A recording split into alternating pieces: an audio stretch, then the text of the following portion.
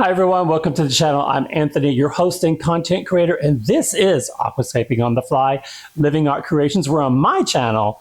We're all about DIY, we're scrappy, we thrift, and we also are loving the fact that all my builds start with inspiration, if I can get the words out, from spirit, the divine, your higher power, and Mother Nature. So we are the touchy-feely channel in the aquascaping here. So today what I have is something that's a continuation of some issues that we've got going on in the tanks for the past month now. I put out a couple of videos based on water parameters, and basically here in my area where I live, my water was very hard, and I didn't know it. I was not testing for GH and KH. I was just using this test kit for everything, and I thought everything was fine, but I was seeing a lot of shrimp that were dying, and I could not figure out what was going on until not even a month ago. I had a flight where I was working with another flight attendant that actually had kept shrimp, and I was talking about my issues, and she's like, well, what is your water hardiness? And I was like, what? And so she really gave me this massive, amazing education about shrimp and their molting and reproduction and all that. I mean, it was fantastic. So I was able to come home, and then I felt horrible because my water was hard. And not only was the water really, really hard, but also when I started investigating in an RO system, and that's part one of the video, I got the system delivered, got it off Amazon, got a good price on it, didn't go extravagant, spent $100. And when I pulled up very on the first page, it says, is your water treated with chlorine or chloramine? I assumed it was chlorine because I thought most cities were chlorines. No, where I am, it's chloramine, which requires an additional filter, a much bigger filter. So I had to wait to put the system in until the new filter came and then put it all in together. So today you're going to see what it looks like when I'm actually using it, because I'm actually making some RO water right now. So for you guys that aren't familiar with it, a lot of people, especially if we're trying to do something very grassroots, and I'm doing planted tanks, I'm not doing a whole lot of high tech in there at all. I do use a little 5-watt fountain pump just to move the water inside the tank itself. I think it's healthier for the plants and the livestock that's in there. And I know my shrimp love it because they love to swim against the current. So that being said, that's the one thing I do, and I do very low tech on my lighting. My lighting is grow lights, but they're plant grow lights. They're not for the aquarium hobby. I modified them because I could get them at a super discounted price than going the aquarium route. So when I was looking into water and the RO system, it was a big education because you can buy the water done, but it's terribly expensive. And to get a system that goes into your whole house is terribly expensive. And I really just needed it to replace the water in my tanks. Now, the first time I did the switch over to the RO water, I did not remineralize it. And that was a big mistake because then everything dropped. And so that's when we picked up this little dude, which I read all the reviews on all types of different products. And when I'm on Amazon, I don't look at anything that's less than 4 stars. If it doesn't have 4 stars, I'm not messing with it. This came highly recommended, and this is super, super easy to use. But it came with a couple of extra little things, like you need to have like a tiny little scale because you're mixing a powder into your RO water prior to putting it into your aquarium. So you're trying to get your GH and your KH lined up before it goes into the system. And then once it goes in, you do a gradual change every week. Anywhere from, I'm doing 30%, but you can go lower than that. So I'm doing mine, and I don't get to also always stick to the 1 week increments because of my schedule. So sometimes it's a little further out. Sometimes it's a little shorter in, like maybe 5 days. I'm doing a 5 days right now. And then also, I did purchase a TDS meter because that does give you an instant check on your water, and you can kind of, and there's a graph online that you can find on where you need your water to be. This one comes with a reading that says if it's 50 or less, it's safe. My readings were off the chart. My readings were off the chart when I first used it. And I really did freak out because I thought, oh my God, I've been stressing my shrimp out and I didn't even know it. I felt bad for them. And then because I'm getting so tired of the drip, the drop in the reagent test like this, I'm doing them constantly. I got really, really tired of this. I thought, okay, what can make it easier? So I kind of went with it and did one of these 7-in-1s, which I like about this one is it has everything I wanted on it and it's color coded. The downside to this, if you read it the second it's ready, the colors change slightly as the seconds go by. So it depends on when you read it, and you have to pay attention to the directions. Because on this one, it says if you're going to do GH, nitrate and nitrite, you need to wait 15 seconds. So that 15 seconds seems like an eternity, but like for pH and the alkalinity and the chlorine, you can read that immediately. So it's on here. The one thing I don't like, the color gradients are very slight, but the numbers associated with them can be vastly different. So you could have a color that's between both of them. You could go higher and like, oh my God, then my numbers are off the chart. You could go lower. Oh, okay, I'm within range. I use this as a backup. I'm still using my GH and KH test kit, the reagent, which is so much simpler because I'm just using for 2 of them now instead of using like for 7. This I know where my GH and my KH are, which really helps me progress going forward. So today we're going to do a test on our RO water to see if it's within range of the parameters to be able to put into the new bowls. What I also want to cover though is like the little hidden things that are kind of different. I'm still having, I just had a death in one of my snowball. Now, I'm going to say I'm keeping a mono, ghost, snowball, orange really, blue velvet. Of all the shrimp I'm keeping, besides the ghost shrimp, which are aggressive and they're carnivores, cannibals. They're cannibals, they are. They will attack their own like crazy. They won't attack the Amano. The Amanos are the top dog, and they're in the Tree of Life. There's 2 breeds in that one because the Tree of Life has so much biofilm that I needed aggressive eaters in there, so I moved the Amanos to that one because they just take charge. They're not scared of heights. It's really kind of interesting in the different tanks, the different dynamics that play out with your shrimp. I mean, they all have personalities, but the ghost shrimp are my least favorite because they do attack each other.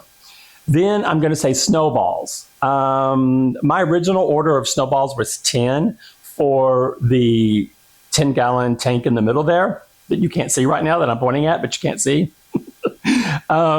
They originally 7 arrived, 2 died within 24 hours.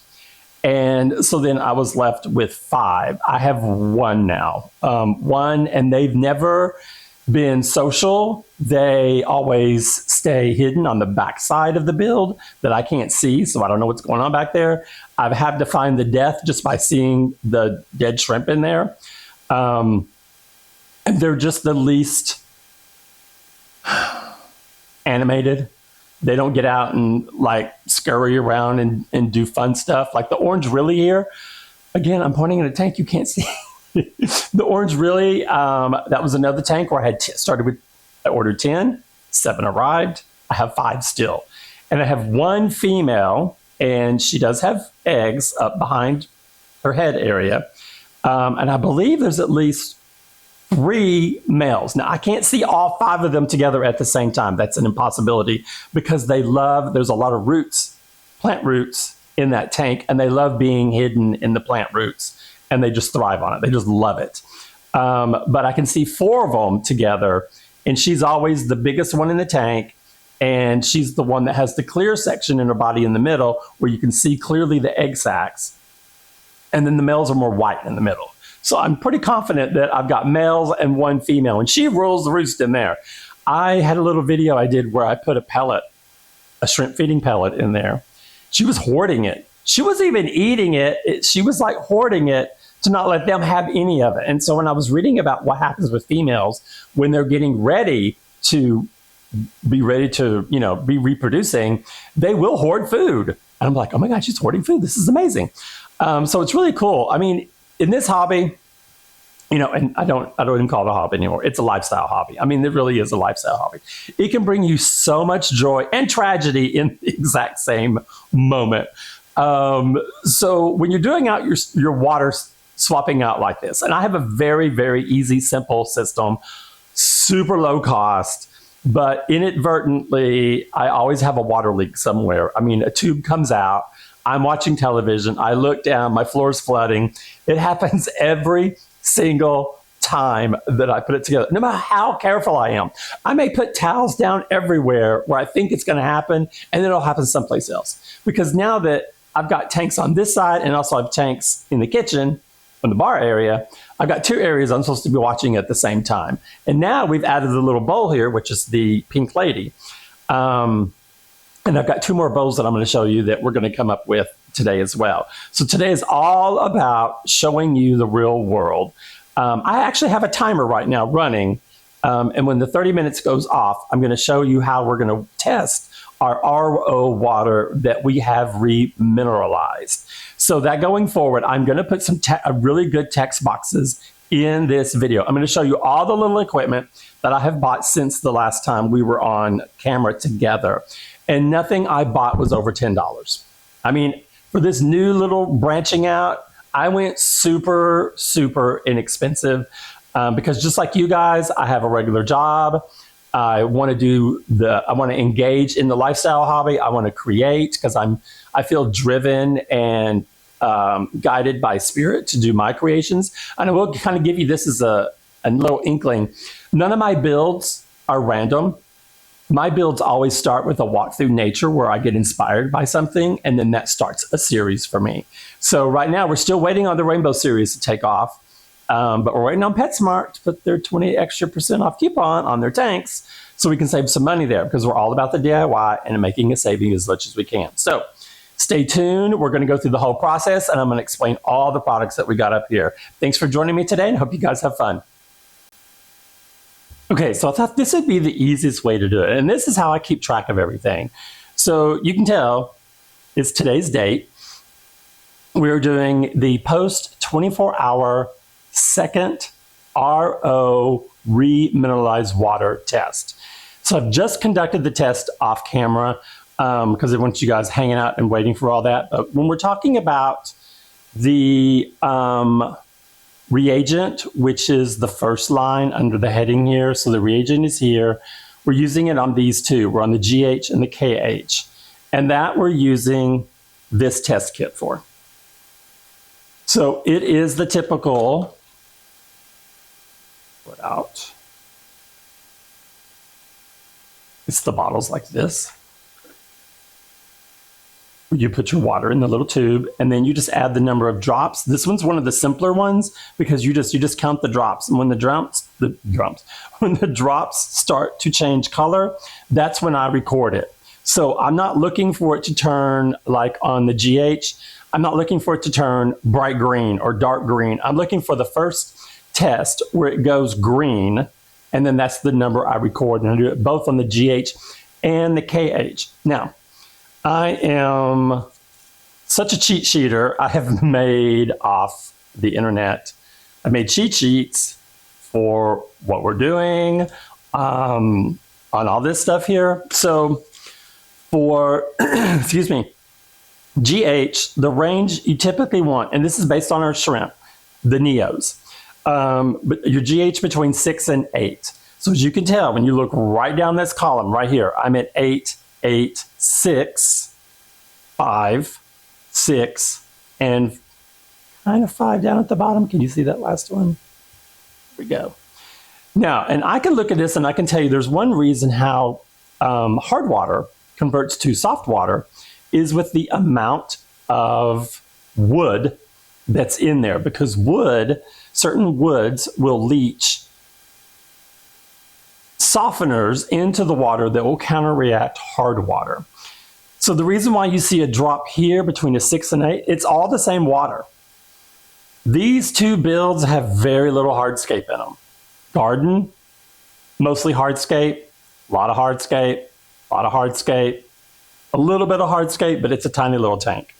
So you can immediately see the difference. Okay, you may ask, okay, why is Blackfish an 8, Tree is an 8, but Garden drops down to a 6? Okay, because Tree of Life is a little shrub that is little twigs, so it doesn't have that much hardscape. Therefore, its number is higher. Blackfish doesn't leach any biofilm off of it, and it doesn't put anything hardly back into the water because it was a root that was skimmed, all the bark was taken off, and it's just the bareness of it. So it's really not leaching anything. It never got a biofilm on it for the shrimp to eat off of. Not very much at all. It has very little on there. So there could be two reasons why these two are higher, but Garden drops and so does Turtle. Turtle is a massive piece of wood that's in a little 10-gallon tank. And then Bird has a lot of wood that continuously leaches biofilm off into the water. Pink has a little bit, but again, it's a brand new tank. So this one's very hard to determine because it is that tank I just put it together. So the KH, you're looking between a 2 and a 4. We are right there. 4, 3, 4, 3, 3, 3. So we're on target. Now TDS, this is a little bit more of a wild card. I think I pulled off the internet where one TDS suggested it need to be under 120 units. And so for the TDS, we're literally just using this little test. And you just turn it on and then stick it into the water. You can see right there, it's already at it's showing 175. And what did we get? When I tested it earlier,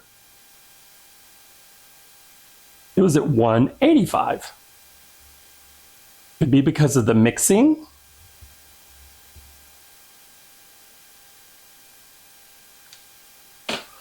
But we have, they're all, well, except for some of them. Blackfish is at 157, Tree is 185. Now we start getting lower. Garden is 136. Turtle drops down to 113. Bird is right on target at 120, and Pink is at 118. So these are still a little bit high, but then these are low or on target, which is amazing. Now the pH, we are no longer using, and I want to show you this. So here's the testing that I'm using. Again, it was not expensive, and its readout is right on the back of it. But this is what I was talking about. Sometimes the colors are a little bit different, and it's harder to get one. Is it one color or is it the next color? But the difference in numbers is great. So this one I really use as my backup. And literally all you have to do, we'll do one right here. You just take this, up it in the water, bring it out. You can see the colors are already there. You wait 15 seconds and you start logging in your readings. But the longer it dries, the colors will get darker. So you need to read it whenever the Reagent says to read it on there, which is like at 15 seconds minimum for some tests. I like that because it's quick and easy. So pH, what I'm coming in at is a 7.2, and then I drop to a 6.872, 6.872, and then even lower in Pink Lady, 6.4 to 6.8. So we're okay, we're in range there. And then also their version of KH, let's go to their bottle. Their KH at 40 is what they consider in range, in range, in range. That 40 was across the board. The TA, that's the total alkalinity, that is all within range, 80. GH for them, they're showing that in range at 75. That was 75 across the board. And then chlorine and the nitrate, nitrite, except for the very last category down here at the bottom in Pink Lady, That one came out right here at a 0.10. So it was registering a little bit higher in there, but of course that is a brand new build. So doing a combination of the drops for the GH and the KH, and then the paper test, it's a lot easier. It's a lot simpler. Okay, so let's look really fast. Let me set you up over here now.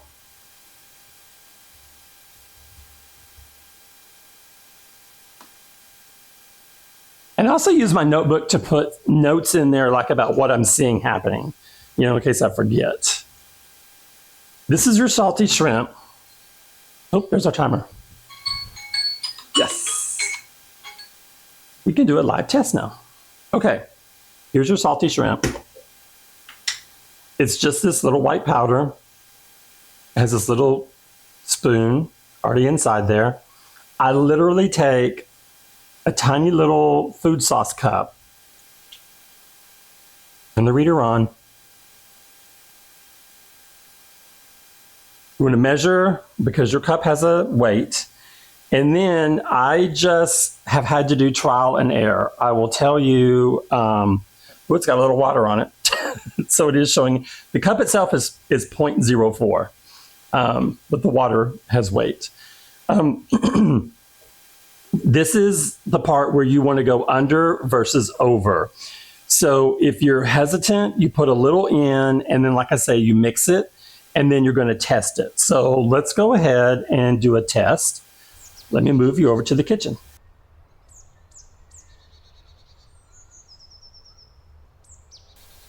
Okay guys, so I want to show you freestyle here with not the tripod on how I'm actually making my RO water.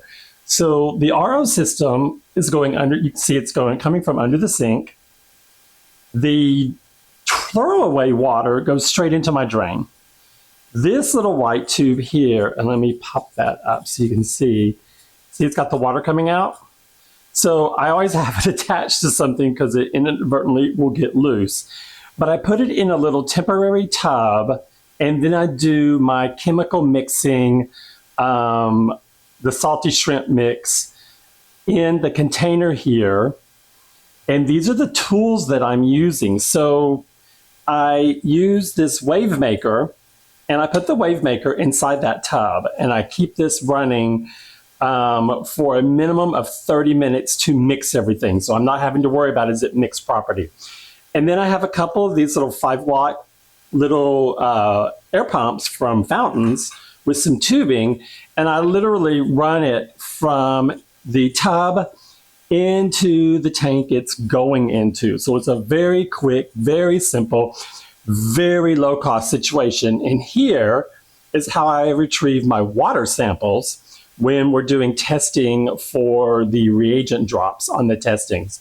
And then to give you a quick look, here's 2 little bowls I put together last night, and I'm getting ready to pull their water out and put in more RO treated water. That's why I'm doing these tubs today, so that that water can settle down and then we can see what we're going to do with those. I just had an idea to do a third. And then here's another screenshot. This is what I'm doing with, I got rid of the plants that I was trying to grow in the tub because they were doing horribly, and I'm re-boiling the rocks. So this tub here has served multiple purposes. It was a growth chamber for the terrarium, the baby plants, and then as those grew, this converted to a growth chamber for like Java fern and booze on wood that I've been putting on wood. I'm horrible at it because sometimes it does not do well at all. And now it's going to be a small little chamber for the RO water. So I'm going to give you a quick peek below so you can see truly how simple this is. The 4-cartridge filter is set up and it's attached to the wall of the sink cabinet. And then on the back side is the one for the chloramine filter because they use chloramine in my city to kill the bacteria in the water. So there's a special shutoff valve right there in the back that just goes to the RO system. And so you can tell I just have a little bit of tubing under here. It's not a big deal. It's not a mess. It's very easy to contain. You just have to be careful when you're doing it because sometimes these like tubings want to pop out and you'll turn around and 5 minutes later you got a flood in your kitchen, which happens every time I do mine. So that being said, I'm going to shut you off right now because look, we're getting towards the top, not the rim top, but look, where the handle goes, that's a hole, so we can't let the water get up there. So hang on for the next segment. Okay, so now you see guys what I'm talking about? Look how much wave action you're getting in this little tub now. So the water, the RO water is in there. It's been turned off. Now I've got the pump going, the aerator or the wave maker. I've got to turn that on, and we're going to go live now and do the chemical part of trying to get this up to the parameters we need for GH and KH to put this into the new little bowls we're working on right now. Okay, so I do have my scale set up. Now, when you're using the RO water, when it comes out, it's at 0 properties, meaning you've pulled all the minerals out, and you need to do what's called to remineralize your RO water. So I did some search on the internet, and this is the product that I came up with that had the best reviews. It's called the Sausage Shrimp. And remember, we're just talking right now about GH and KH because we're talking about GH primarily because I had hard water and I need to get it down to a softer level so that my shrimp will be able to molt successfully and have a healthier environment for the water at system. Now, I'm really low tech. So this is like a little sauce lid. It doesn't even register anything. I'm looking back on, oh, actually here, we'll be more technical. We'll go with my bowl. Yeah, there's the bowl. Yes, the bowl should register. Now, when I made up my last batch of water, I put it at a 0.07. You're already at a 4. I think a 7 is going to be a little too high because this bowl is a little bit less than that. So we're just going to put a fraction in there.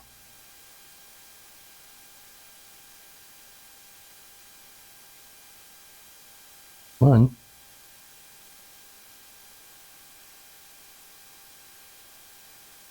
It's not registering. But we know it should. There we go. Okay, so it's already at a 7. I'm going to take a little bit out. Now, it's better to go under than it is over because I've had to throw out entire batches of water. Okay, if it's going to give me straight up 4, I'm going to go with 4 because I don't want it to go higher. And let's put this in the mix. So let's go to the tub and I'll show you how I put them in there. Okay, so here's our mixture. And then I rinse it out. So now we're just going to let that go for 30 minutes and we'll come and then we'll test it.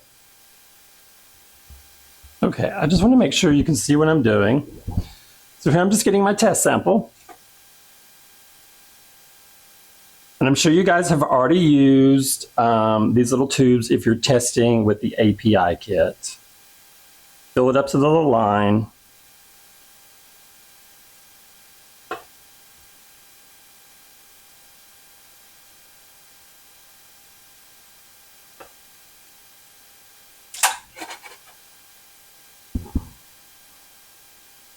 I'm going to start with GH. Remember, we need 6 to 8. I'm automatically going to put 1, 2, 3.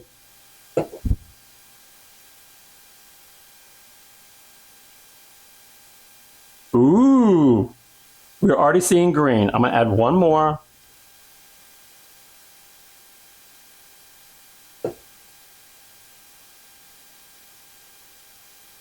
Yes, so that's definitely at a 4. I may use it at a 4 because this is going into 2 tiny little bowls with no wood in it.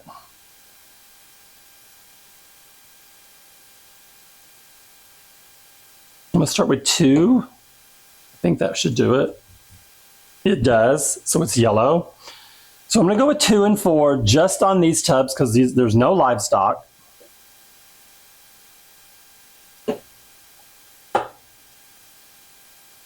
because this water may get cycled out, because I'm going to show you the tanks we're going to put them into, and you're going to be like, yeah, I would do that too. Right here.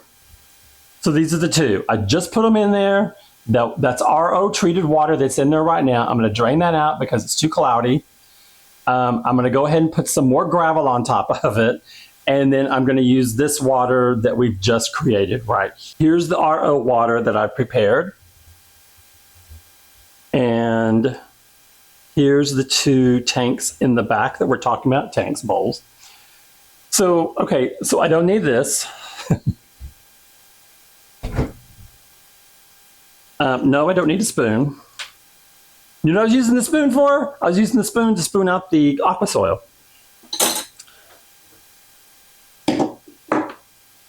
I was ready if I needed to skim the debris off the top, but I'm going to do a little bit of that. I use a paintbrush to spread out my gravel.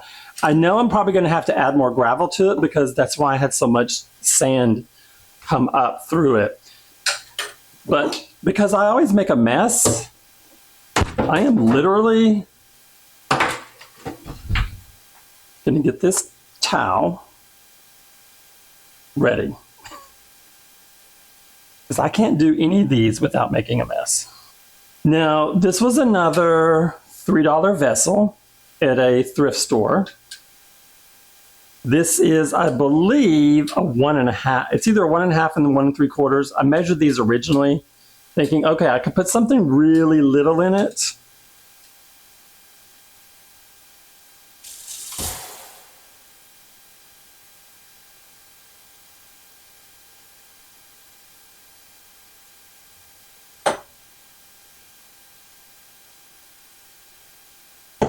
Now, I always use the same pumps for everything. I'm just using my hand to not have the full pressure of the water coming through.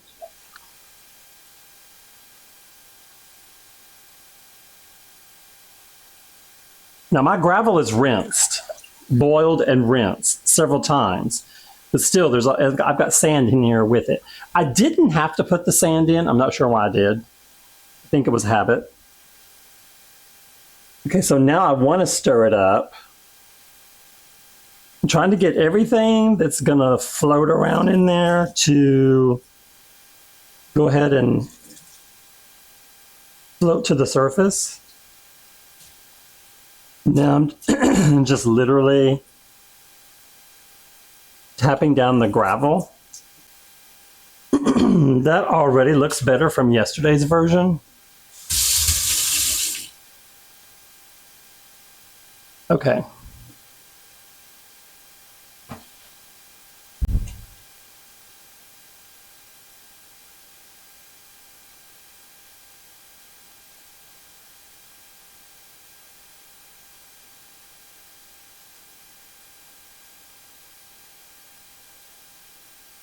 Now this bowl is a 3-gallon.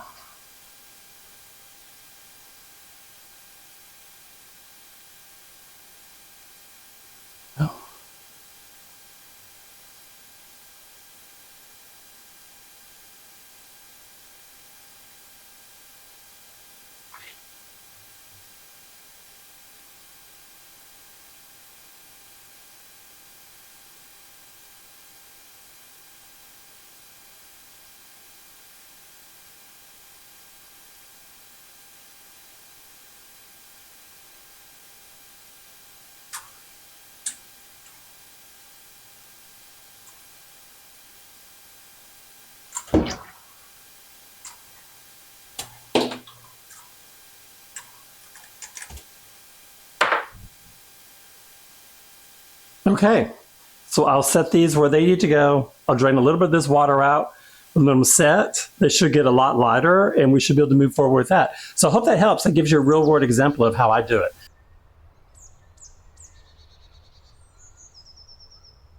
Okay, before I let you guys go, I want to talk about just tank, any updates that I think is going to be really cool for you guys to understand. So Tree of Life here was the first 20-gallon that I did. And so I have done a major cutback. Tree of Life is 3 months old. This one has ghost shrimp and 4 amanos in it. And I just cut these little reddish pink plants here. Those are, I think they're called Alternithia Rosenvig. I call them Rosa for short. I cut them all back. These are the minis. They grow up to 3 to 4 inches. I cut them all back, all of them. And I actually created, out of their debris, this, what I call the pink lady. She's surrounded by a mass of the plant, or the cuttings. And so, we got to get creative about this because you are going to have cuttings. You're not going to want to throw them away. You're going to want to do something else with them. So I'm doing a bowl, and I'm going to have some like that. But getting back to, that's kind of a good view there. So you can see, because I did the cutback, I've opened up a lot of places where algae can now grow inside here. We have the remains of a boost. An aragon is what is in here. I'm trying to move this without it disrupting you guys too much, your view, or making you dizzy. Okay, in your, just above the reddish colored rock, let's go in. Oh, it doesn't want me to go that much. Okay, see? Right there. That is the first bloom that I've had from the aragon. So that tells you a lot right there. If your boost is blooming, your tank is in a really good level of lighting and water. Now, yes, when I cut all the rosa back, the algae kind of like popped up, but the shrimp can take care of that. I mean, they're feeding on it like crazy. With the RO water, there is a biofilm that attaches to the surface occasionally. And when you disrupt it, like I do with a wave or a little pump, air pump in there, the shrimp love it. The amanos especially, they'll just hang upside down and they'll just feed on it. So they love that as a food source. So I don't try to clean it off. It doesn't get that much on there, and it doesn't seem to be affecting anybody inside there. I was having a lot of death from unsuccessful moltings with my ghost shrimp. So I had to order a second set. Now, I ordered these before I knew that they're cannibals. And I would not have replaced them with more because they are more aggressive. If I put a shrimp feeding tablet in there, they literally will fight till the death to get that. So I have to break it up in tiny pieces and scatter them all over the tank. And still, when I do, there's so many in there that they just go insane crazy for it. One of the things, though, I love about this, when I cut back the rosa, I could really see my original intent was to where you think the tree is dead, but in actuality, the boost is where it's coming back to life. So the tree is really a boost tree. And the first sign of it coming back was when you saw the Christmas moss, which is what I've got in here. And I love Christmas moss because unlike some of the other mosses, it will grow up to like 3 and 4 inches in length and comes and it stands still and sways in the water. It's mesmerizing, I think. I think it looks really, really pretty. For those of you who are always asking about how our houseplants are doing, here you go. I've got a pothos that I'm rooting, and then these are crotons. I've got 3 sets of crotons. You can see their roots coming down into the aquarium. So I've got a little 2-leaf right here, a larger one, and another one. They're all kind of like shoved together. But you can see, like, for the most part, this is where all the action happens. This is like right here in the middle of the build. It's got beautiful Christmas moss coming up. The boost is gorgeous. It's flowering, so I know it's doing really, really well. And I do want to say that I have already seen the Rosenvig And it gave me courage to make sure I can continue to cut them. I've seen new leaves coming back from ones that I had cut. So once they reach their height, they're not going to grow anymore. I'm just going to tell you guys that right now. That's what I saw. It's not going to let me get that tight. Oh. All right.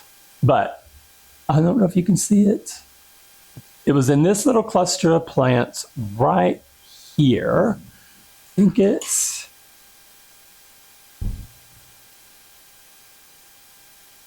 it's this one in the very, very back. You see that one?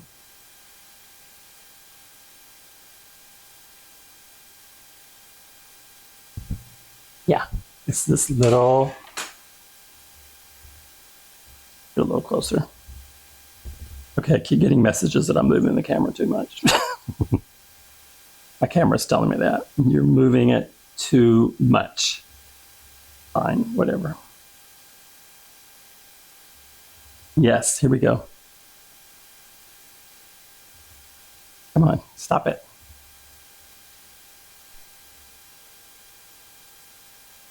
Right there. Those are brand new leaves right there.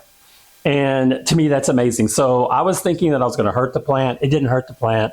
The plant is fine. Another takeaway on this is your Amanos are just amazing to watch. I don't recommend the ghost shrimp because they're too aggressive. And it'd be fun to have a tank that had different ones in it, but they're just so aggressive. I wouldn't put them in with my Neos because the Neos are smaller and they would just eat them to pieces because that's what they do. And even though this is a 20-gallon, that is still I don't know if you can see it, a little 5-watt pump in the very back. So that's kind of my takeaway for the tree. Just trying to show you, I mean, just look, the color of the boost is just really amazing. And you can see, if you've watched any of the older videos, I've just really lawnmowered the Rosen Vig. This setup was never intended to be, I guess, have maintenance done on it because I didn't even think about that when I put this one together. Now let's go to the next tanks.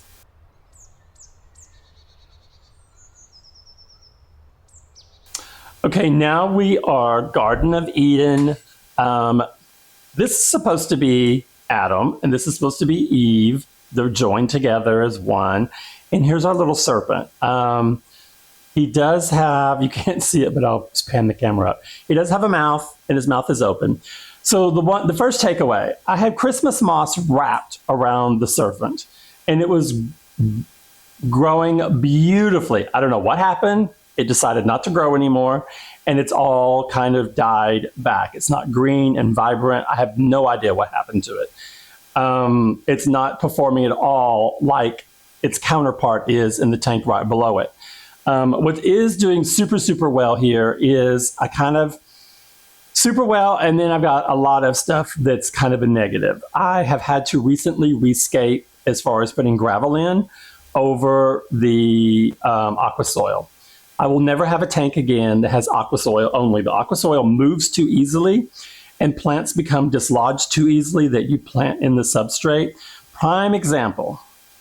This should be full of jungle Val, which is right in here, but has not done anything because as soon as it starts to do branching out, if there's any movement, if I go in and have to clean down the walls of the aquarium, the soil moves and they just get dislodged and they just do not recover from that. So what does do well, I'm hoping this will grow now that I put the cap layer of the rock on it.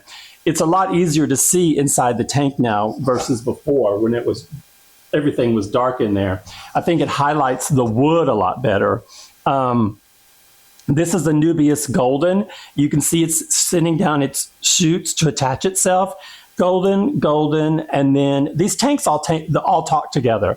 So you've got Garden of Eden, Turtle in Motion, and Bird on a Wire. They're all lined up together. They're all one scene, and they all have similar characteristics in each one of them.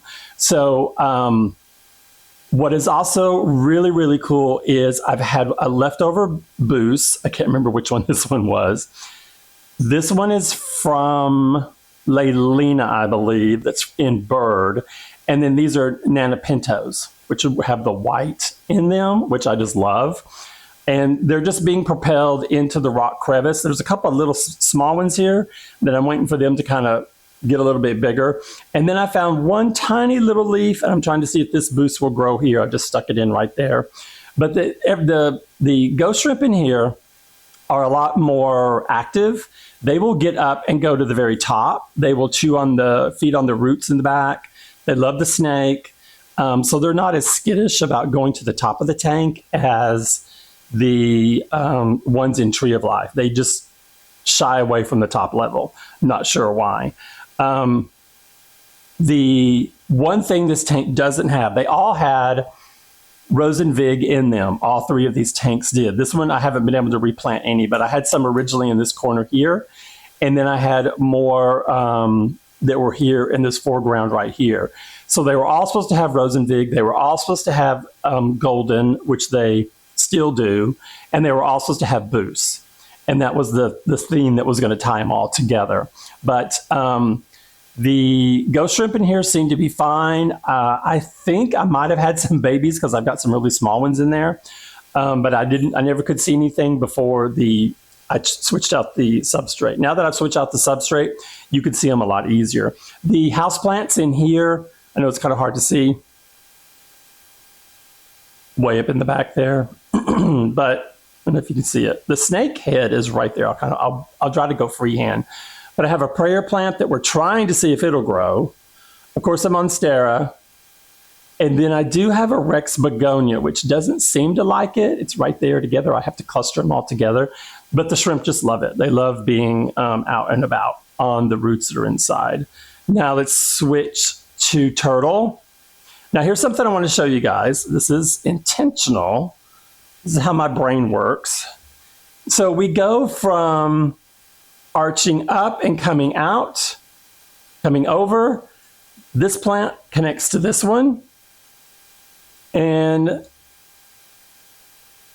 this one connects into this one. So the wave of the landscape in here, the hardscape, the wood goes from this tank to this tank, comes down, comes over, and goes out to the ceiling. That's how I designed it. And you can see my blue tape. That's my 30% level for my tanks now that I'm doing water changes pretty frequently.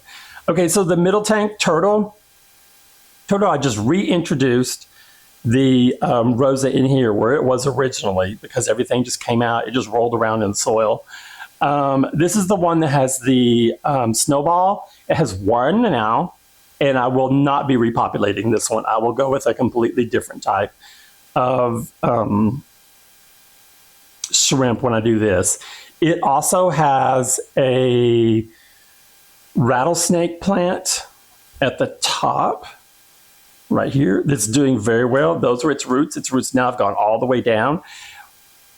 House plants will root themselves in an aquarium substrate. I've already found that out. That part was really cool. And then on this side, there's another prayer plant. Those are the roots. It's very hard to see it though. It's being blocked by this spotted Hoya. But it is growing a little bit. I'm having trouble with it. It doesn't seem to want to grow, but yeah. So this one, I really do appreciate the fact that I put the rock layer in because now you can see turtle a little bit more. Oh, there is our one snowball. This is the only one that ever would come out.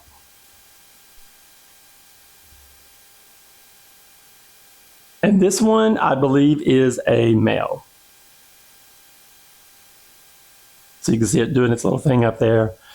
I haven't decided what to put else in here, but I have to do something. So you do have a little bit of the pinto is right here in a little crevice. This was a tiny, tiny speck. It's growing well. These are growing well. The boost down here is growing well. What was not growing well is I had both in Eden and Turtle a mystery snail.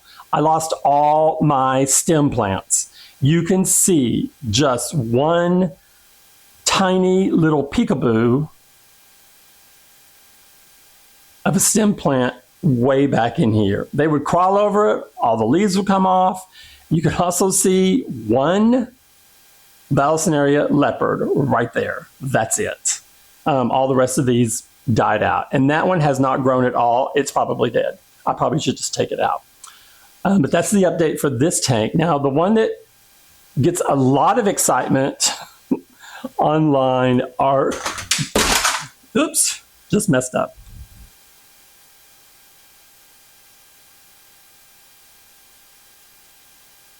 Okay, guys, technical difficulties.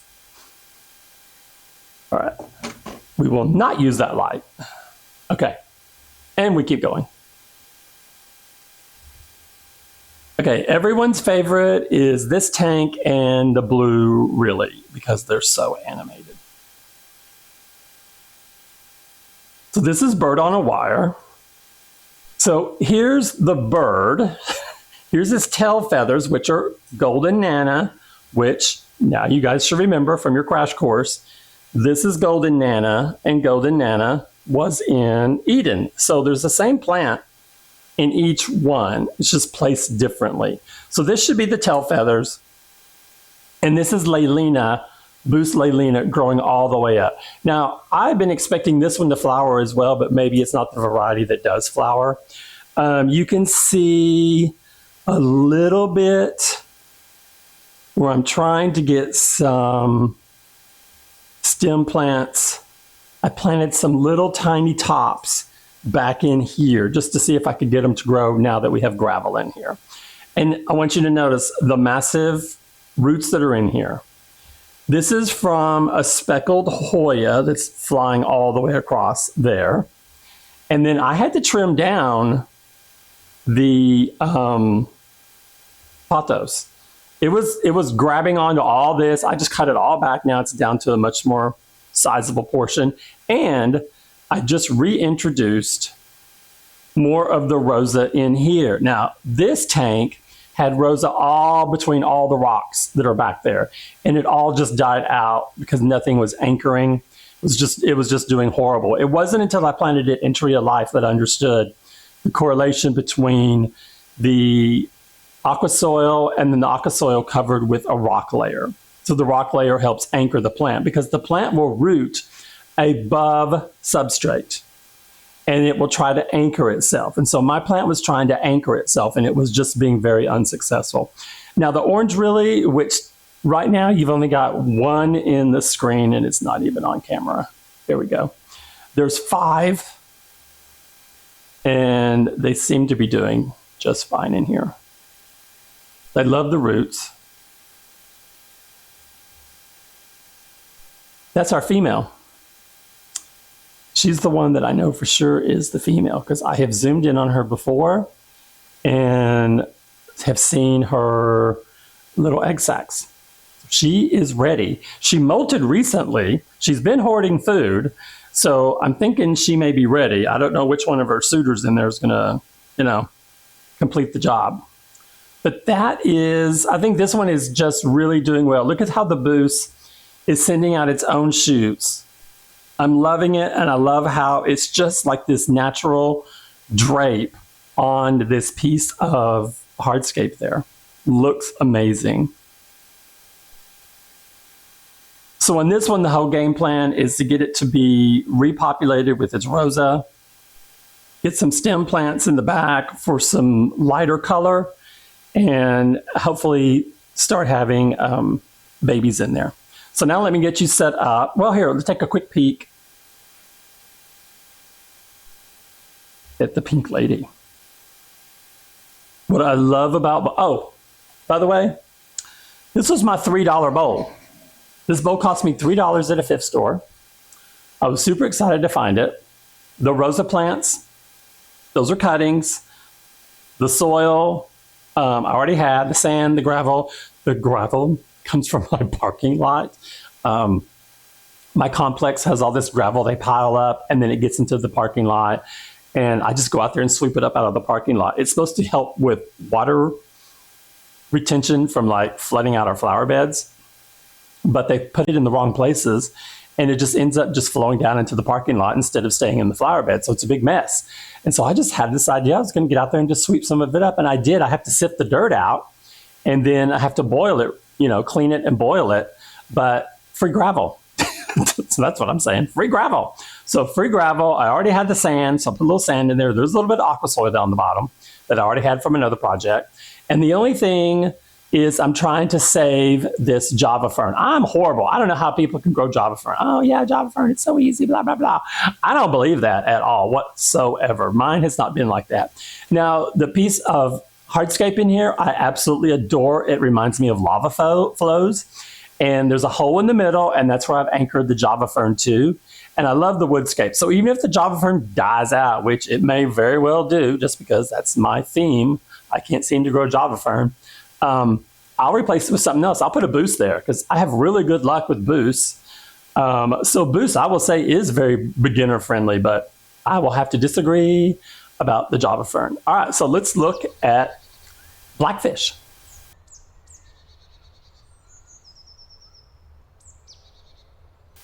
Okay, this has to be one of my favorites just because it started out as a really difficult, not as a build, but blackfish itself had a previous life as I was trying to grow moss on it, and it was just very unsuccessful. When I found this, I have done no alterations to it. What you see is how I found it in nature. We're gonna go freestyle. So if you get motion sickness, I work with people with motion sickness and on my planes, but I want you to see, look, it towers outside of this tank. This is a Nubius butterfly. These rocks were free. The hardscape was free, but look how this, it has a little tail. See if we can do it from back here. Yeah. See, it has a tail, just like you would if it were an actual whale. And then this is a Nubius nanopetite. And then I have like 2 types of boosts on this. I cannot remember it. And this is Nubius giganti right here, which I love because it goes all the way to the top. I needed something to fill the void. But let's see. Let's zoom in. So here's my babies. Now, if you guys remember, I had ordered 20 blue velvets. They all died within 24 hours because the water was too hot that they were being transported in. Let's see another one over there. And the babies, I knew they were born the day of because they were just little black dots. And because a blue velvet is a cross between a blue dream and a cherry red, your babies can be all different colors. So here you can see they have some that have like a little red spine on them and some that are blue. I have some that have blue dots. Let's find one. Okay, here's one of the blue ones. And here's 2 more. And I know they're little hiding spots. So these guys are animated. I think it's because they were basically born in this build. And so when the initial 20 died, I was devastated. I had moved this tank twice to get it to its current location. I had to drain all the water out except maybe the last 2 inches. And when I moved it, I saw something move. And I saw a baby. I saw my first baby. So I got super excited. You will see them grazing on the wood. Now, blackfish is suspended by fishing line and suction cups. It is not attached to anything other than the base of the aquarium. And these rocks, which I found locally in a stream with my family one day where we had an outing, I just cleaned them really well. And that's what I put in here because I think they make a nice contrast. So let's go to the other side. Things I love about this build is that I have a view of both sides. Look, there's like a fossil in this rock right there.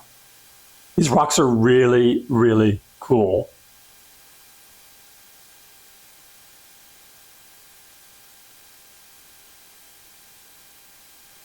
Here's a couple more. Look at their difference in size. And these were all born at the same time. So you definitely can tell that must be the difference between a female and a male.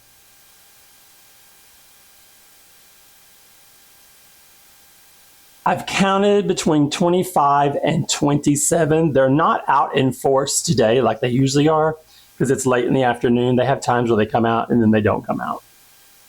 But this will give you, okay, so even this Java fern here, I have to keep cutting back crappy parts off of it. But this just gives you the other side. They love getting inside the crevice here. And then this is one of their favorite little spots, right down through here.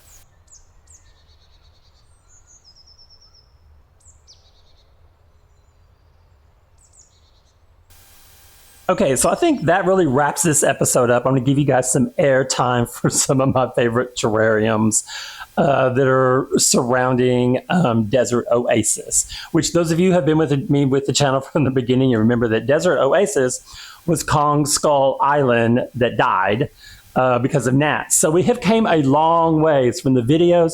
I know it seems like a long time, but it's really not. It's only been my channel's only been up for 7 months. And I battled with gnats in the beginning like crazy. And then the aquascaping side kind of took over.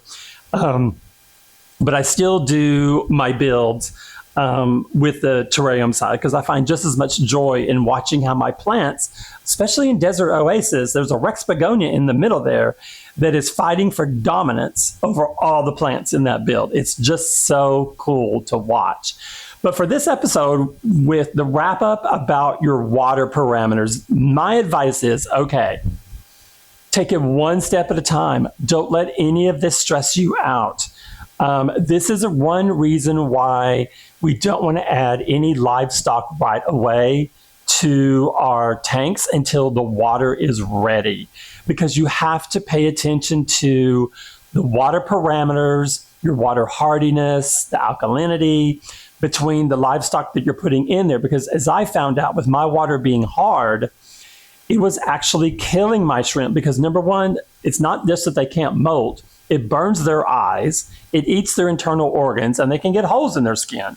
So, I mean, it really, really opened my eye up to taking a back seat, slowing down, letting each thing that we're learning, let us process that properly before we move on to something else. And so I hope that is a takeaway you have, and to not let it overwhelm you. And of course, if you guys ever have any questions or comments or want to see something specific, please let me know. I do want to thank all my subscribers. I am overjoyed when we hit the 250 mark. I thought that was amazing because my channel hasn't even yet reached the intended audience it should be. The algorithm is still having trouble with me because I do terrariums and aquariums, and then I post videos about spirituality on my channel. So it's really, I really confused the algorithm, I think. But that being said, I have a blast in what I'm doing, and I love my feedback. I do this because I felt compelled to do it. That I thought, if I have a voice for newbies out there that don't want to spend more than $1,000, $800 to $1,000 for a tank, my channel's for you, because we're DIYers on my channel. We do what we can, and then we buy on sale, and we plan out our builds. We have our vision, and we're not going to compromise on our vision. I'm not saying that. I just mean we're going to be smart about how we do the process, and we're not going to try and throw it all together in the beginning. We're going to take our time and our stages to make sure we get it right so we don't lose anything. My problem is I've tried to buy plants ahead of time and then grow them, and it's just been an utter failure. They grow way better when they're setting up in their environment, when the tank is ready. So that's another takeaway. But for the new RO system, I'm really happy with the budget system I went with. It is a hassle to have to put tubs out for the water collection, but I'm in a super tiny studio, and so I don't have space for anything else like that. So that tub, once it's emptied, it goes back into a container where everything else is getting stacked together to save space. So I don't have something that I can just sit out. My one takeaway from this is, once you start the RO process, and if you're still in the middle of doing your weekly water changes, your water top-offs between those should be with RO water that has not been mineralized. Because remember this, as your water evaporates, the minerals in it do not. So if you keep adding remineralized water for your top-offs, you're just putting more chemicals back in that you don't need, because the water is what has evaporated, not the chemicals. So that means you need to keep a supply of, or just make a little bit of water to sit around for your tanks. Like I have a 5-gallon water bucket that sits on my hot water tank, and it's full of just RO plain water. And that's its purpose. And I also use it when I water the plants and stuff like that, because it's just easier. But that's one of the important things. And when you find out that you've done something, do your research and try to be thorough. My best advice on this is that the first thing I go to is I ask AI, and I don't ask a generic question. I literally put in my water parameters, my testing results, the size of my tank, what is in my tank, and then I ask my question, what should my water parameters be for X? And that way I can get everything out that I need in a couple of comments instead of subscribing to an AI program where you can ask as many questions as you want. I'd rather just get all the information at once, print off what I need, and then that's my reference point. So that's my takeaway for this. I hope you guys have enjoyed. If you haven't subscribed yet, please consider. It doesn't mean we're dating or anything. It just means you like the channel. And for those of you who comment, I love your comments. I always engage with my commenters on there, and you guys have given me such incredible love on the channel. I'm really thankful for that. And I hope you guys have a great day, and I'll see you on the next video update. Bye-bye.